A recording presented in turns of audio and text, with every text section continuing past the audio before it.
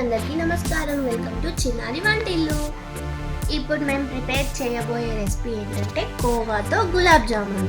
So దానికి కావాల్సిన ingredients ఏంటంటే మెయిన్లీ కోవా, దాంతోపాటు కొంచెం సూజీ, రవ్వ, అలాగే షుగర్ అన్నమాట. ఈ సూజీ ఏంటంటే ఒక 2 hours నానబెట్టేసుకోవాలి. 2 hours నానబెట్టేసుకున్నాక ఆ రవ్వ ఇలా ప్రిపేర్ అవుతుంది, ఇలా ఉంటుందన్నమాట. సో నెక్స్ట్ ప్రాసెస్లోకి వెళ్దాం.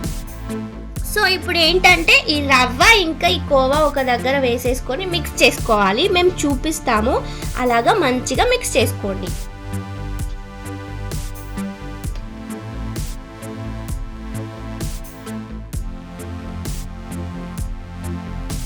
ఇలా చూపిస్తున్నట్టుగా మొత్తం ఇలా మంచిగా మిక్స్ చేసేసుకోవాలి. రవ్వ ఇంకా కోవా మిక్స్ అయిపోవాలన్నమాట. నెక్స్ట్ ఏంటంటే మనం ఒక చిన్న క్వాంటిటీ ఆఫ్ నెయ్యి కానీ ఆయిల్ కానీ తీసేసుకొని ఇలా హ్యాండ్ పైన అప్లై చేసేసుకొని ఒక చిన్న అమౌంట్ ఆఫ్ పిండి తీసేసుకొని ఇలా రౌండ్ బాల్ చేసేసుకోవాలి. మీకు అన్ని బాల్స్ చేసుకొని చూపిస్తాం మేము.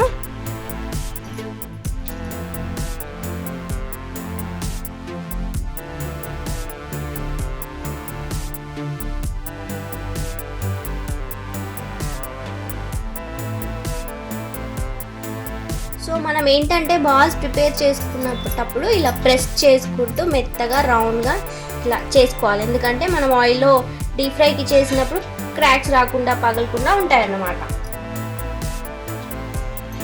సో చూపిస్తున్నట్టుగా బాల్స్ అన్ని ప్రిపేర్ చేసుకొని పెట్టుకున్నాము. నెక్స్ట్ ప్రాసెస్ ఏంటో చూద్దాం. సో ఇప్పుడు ఏంటంటే మేము స్టవ్ ఆన్ చేసేసుకొని గిన్నె పెట్టేసుకొని ఆయిల్ వేసుకున్నాము. సో డీప్ ఫ్రై కోసం అన్నమాట.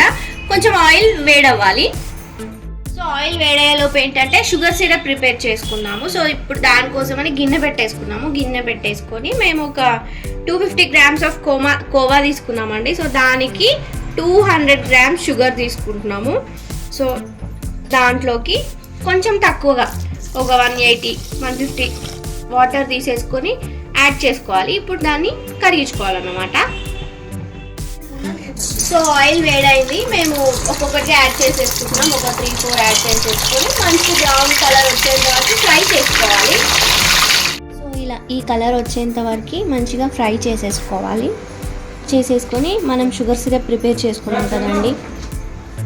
సో ఇలా ప్రిపేర్ చేసుకున్నవి మేము ఈ షుగర్ సిరప్లో యాడ్ చేసేసుకుంటున్నాము. సో ఇలా ఒక్కొక్కటిగా మనం ఈ షుగర్ సిరప్లో యాడ్ చేసేసుకోవాలి.